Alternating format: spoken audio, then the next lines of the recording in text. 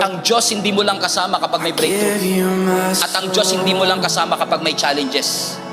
Kahit sa gitna ng mountaintop at valley low, nandun si Lord. Kasama mo ang Diyos pag na-promote ka. Kasama mo ang Diyos pag nawalan ka ng trabaho. Pero yung araw-araw kang pumapasok sa trabaho, kasama mo pa rin ang Panginoon. Hindi lang natin na-appreciate kasi yun ang ordinary.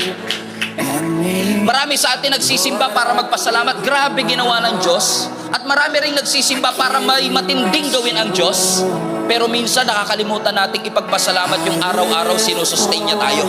Yung araw-araw may trabaho tayo. Yung araw-araw may nakakain tayo. Yung paglakad po natin kasama si Jesus. Kasama din po sa pagpapala ng Diyos at presensya ng Diyos. Yung mga simple at ordinaryong parte ng ating buhay. Yung mga average and typical. Yung simpleng pagsikat ng araw kasama mo ang Panginoon. Yung simpleng paghinga mo every second kasama mo ang